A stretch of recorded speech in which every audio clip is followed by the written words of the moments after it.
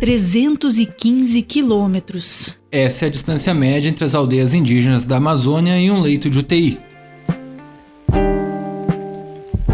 O levantamento foi feito pelo portal InfoAmazônia, que agrega dados e notícias sobre a região. Ele analisou a distribuição geográfica de 3.141 aldeias e comparou com a disposição dos leitos de UTI nos 9 estados que compõem a Amazônia Legal.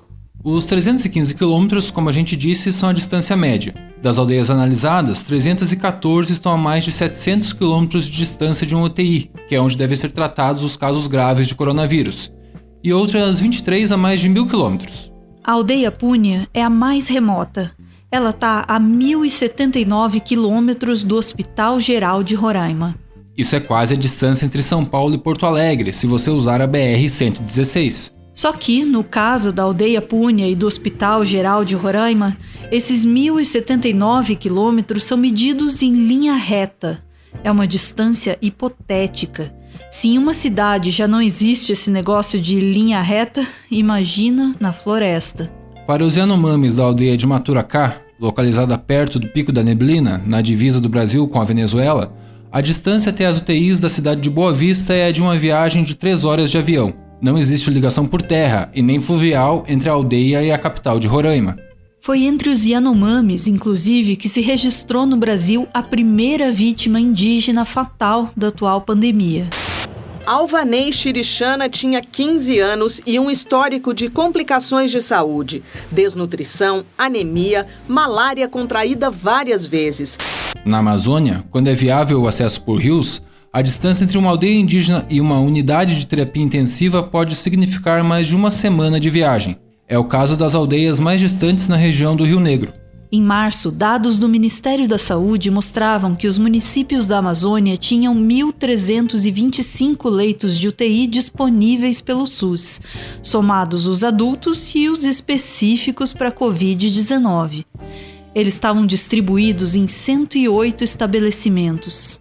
Mesmo antes da pandemia, a Organização Mundial de Saúde recomendava aos países que mantivessem de 1 a 3 leitos de UTI para cada 10 mil habitantes. Na Amazônia Legal, onde vive a maior parte da população indígena brasileira, existe um leito de UTI para cada 17.300 habitantes.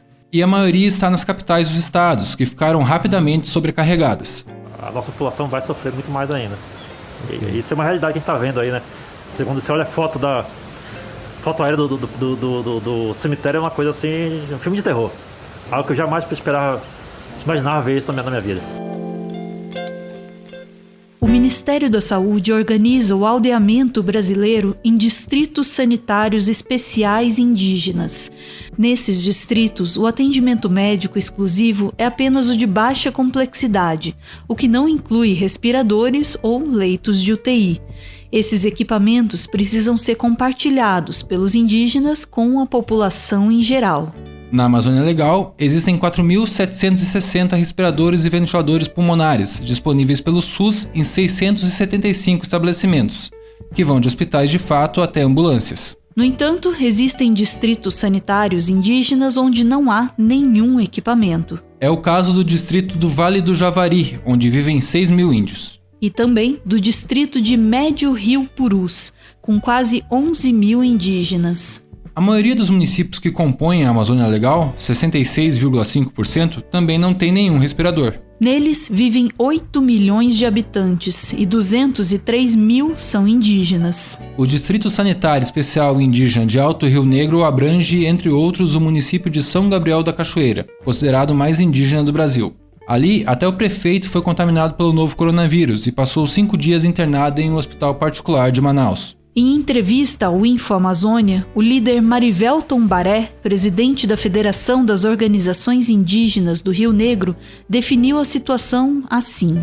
Aqui não há estrutura suficiente para tratar os casos de Covid. Precisa de mais respiradores, não temos leitos de UTI. As remoções terão que ser feitas para Manaus, por isso é preciso ter sempre um deslocamento aéreo disponível. Mas em todo o distrito do Alto Rio Negro existe apenas um helicóptero para esse tipo de atendimento. A melhor chance dos indígenas da Amazônia sobre a atual pandemia é promover um isolamento eficiente das aldeias. Isso é mais difícil à medida que o fluxo de garimpeiros, madeireiros e grileiros entre a floresta e as cidades continua alto.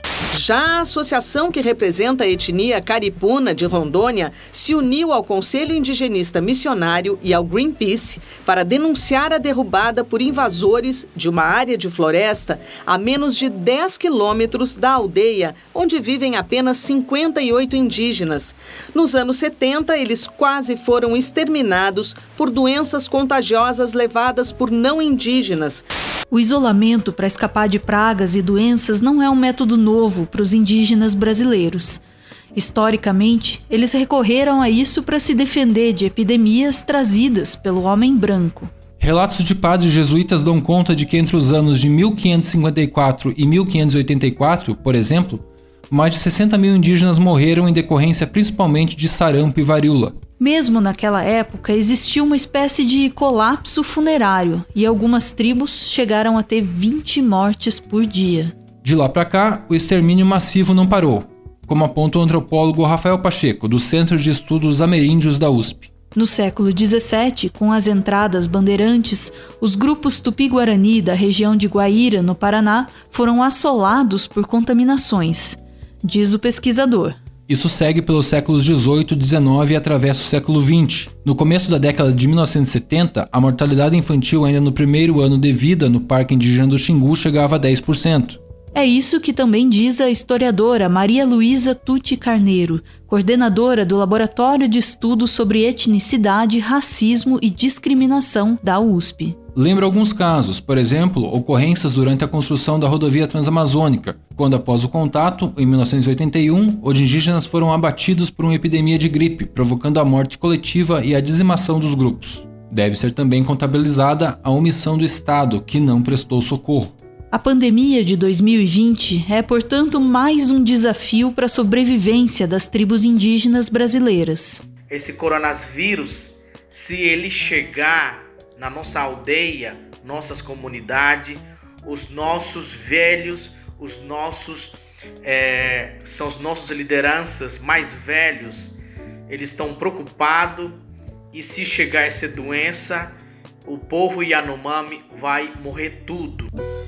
E se hoje, como no passado, os indígenas precisam se proteger de uma ameaça externa, no futuro ela pode ser gestada dentro do seu próprio habitat, mais uma vez, graças à ação do homem branco.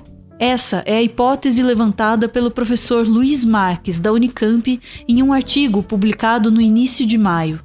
Ele fala da possibilidade de que a crescente destruição da Amazônia e do Cerrado transformem o Brasil no foco das próximas pandemias zoonóticas. Na última década, foi isso que aconteceu no leste da Ásia, principalmente na China, e não por acaso. Ali estão os países que mais perderam cobertura florestal nos últimos anos. De 2001 a 2018, por exemplo, a China perdeu mais de 94 mil quilômetros quadrados de floresta, uma diminuição de 5,8% de sua cobertura. Em paralelo com a destruição dos habitats selvagens, o crescimento econômico chinês desencadeou uma demanda cada vez maior por proteína animal. Com cerca de 18% da população mundial, a China era em 2018 responsável por 28% do consumo de carne no planeta.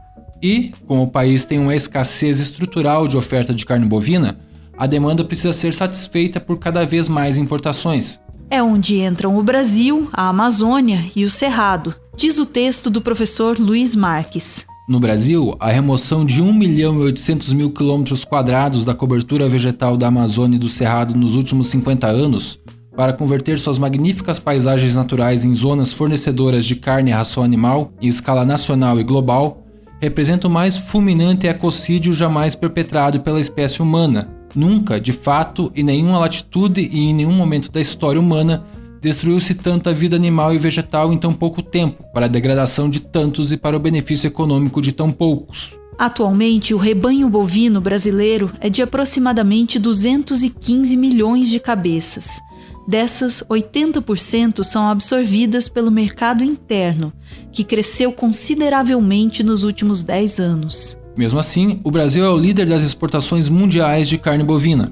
E também das exportações de soja, que é destinada basicamente para a alimentação animal. A continuar a devastação, a pecuária e a agricultura de soja levarão em breve à extinção de quase 500 espécies de plantas, 3 vezes mais do que todas as extinções documentadas desde 1500. O caos ecológico e a grande concentração de rebanho bovino na região criam as condições para transformar o Brasil no que o professor Luiz Marques chama de um hotspot das próximas zoonoses. Só entre os morcegos brasileiros circulam pelo menos 3.204 tipos de coronavírus. E, na realidade, a Amazônia já é um hotspot de epidemias não virais, como a leishmaniose e a malária, doenças negligenciadas, mas com um alto índice de letalidade. Segundo cálculos do IPEA, o Instituto Brasileiro de Pesquisa Econômica e Aplicada, para cada 1% de floresta derrubada por ano, os casos de malária aumentam 23%. Odeio o termo povos indígenas, odeio esse termo, odeio. O povo cigano, só tem um povo nesse país. Quer, não quer sair de ré. É povo brasileiro, só tem um povo. Pode ser preto, pode ser branco, pode ser japonês, pode ser descendente de índio, mas tem que ser brasileiro, pô. Acabar com esse negócio de povos e privilégios. Só pode ter um povo. O indígena no Brasil sempre teve um inimigo bem definido. O que fica claro agora é que o inimigo do indígena é também o inimigo da humanidade. Então, para isso precisa ter um esforço nosso aqui, enquanto estamos nesse momento de tranquilidade no aspecto de cobertura de imprensa, porque só fala de Covid, e ir passando a boiada, e mudando todo o regramento.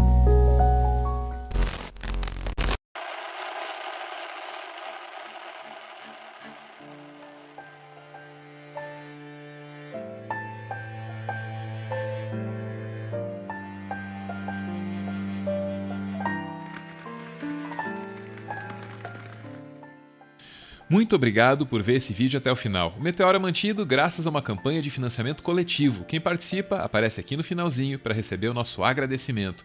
Hoje a gente vê aí a Débora, direto da Grécia, com a mensagem que segue. Diz ela: todas as formas de tribalismo foram criadas pelos homens, incluindo o denominacionalismo.